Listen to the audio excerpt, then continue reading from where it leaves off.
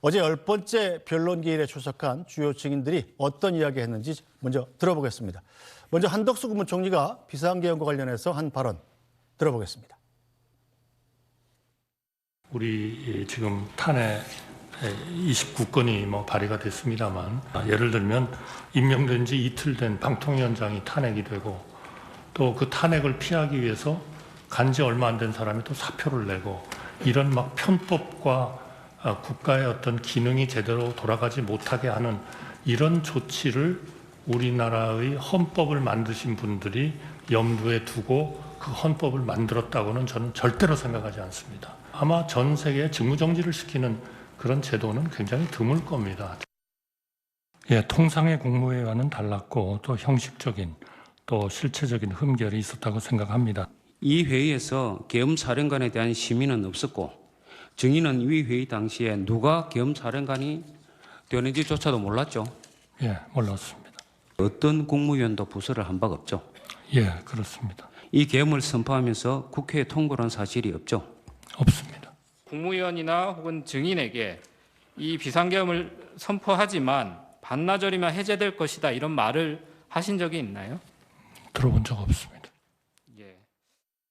네, 어제 한덕수 총리의 발언 요약을 해보면 야당이 탄핵을 남발해서 정상적인 국정이 어려웠다. 즉 윤석열 대통령 측의 의견에 동의하는 내용도 얘기를 했고, 반면에 비상계엄 전에 정상적인 국무회의를 거치지 않았다. 절차상의 문제가 있었다는 내용도 지적을 했어요. 헌법재판관들이 주목할 내용은 어떤 걸까요?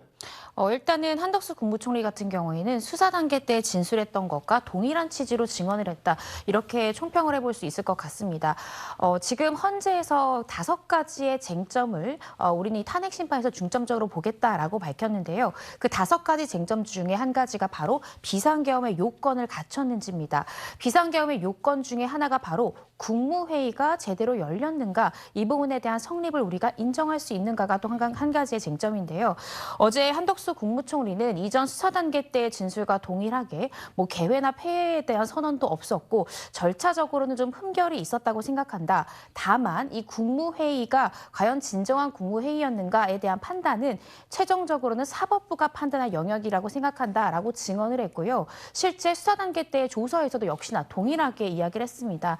아마 헌재 재판관들은 이 비상계엄 이 선포 직전 그리고 직후에 있었던 이 국무회의가 과연 진정하게 성립된 국무회의였는지, 이 부분에 대한 한덕수 총리의 수사 단계 때의 진술 그리고 어제의 증언, 이 부분에 좀 집중해서 보지 않았을까 싶습니다. 네, 자 앞서 7차 변론에서 윤석열 대통령은 비상계엄 선포 전에 국무회의가 열렸다고 주장했습니다.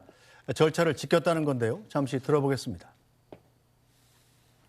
행안부 장관의 이상민 전 장관의 증언을 이렇게 들어보면은 조사를 받는 과정에서 계엄 이코르 내란이라고 하는 프레임으로 자꾸 물으니까 아마 일부 국무위원들이 그런 식으로 답변을 한 것 같은데, 도대체 국무위원이 대통령실에 그러면 간담회 하러 오거나 놀러 왔다는 것은 말이 안 되는 얘기입니다.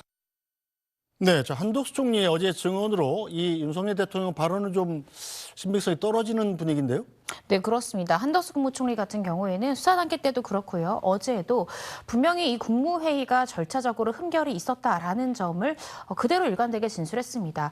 심지어 김형두 헌법재판관 같은 경우에는 다른 국무위원들이 그날 있었던 국무회의는 정상적인 국무회의가 아니었다라는 취지의 진술조서의 내용을 또 수에 언급하기도 했는데요. 이 부분에 대한 증인의 생각을 물었습니다. 근데 이 부분에 대해서 한 총리는 역시나 절차적 흠결은 있었지만 최종적인 판단은 사법부가 판단해야 된다라는 이 기존 입장을 그대로 유지를 했습니다. 네, 자 윤 대통령, 한덕수 총리가 증언을 할 때 재판부에 이른바 허락을 받지 않고 그냥 자리를 나갔어요. 네. 이유가 뭐였나요?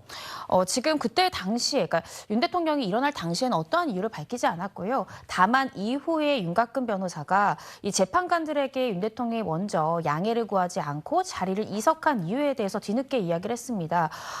이유가 이때 당시에 국격을 위해서 좀 자리를 피했다. 왜냐하면 대통령과 국무총리가 한 법정에 선다는 것이 좀 국격에 맞지 않는 것 같아서 윤 대통령이 자리를 피했다라는 않은 취지로 이야기를 했는데요.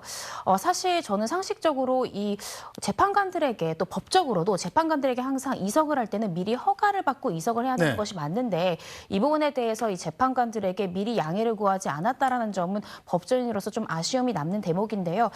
이때 당시 윤석열 대통령이 배석하진 않았지만 한덕수 총리는 이전 진술 내용과 동일한 취지로 증언을 했습니다. 네,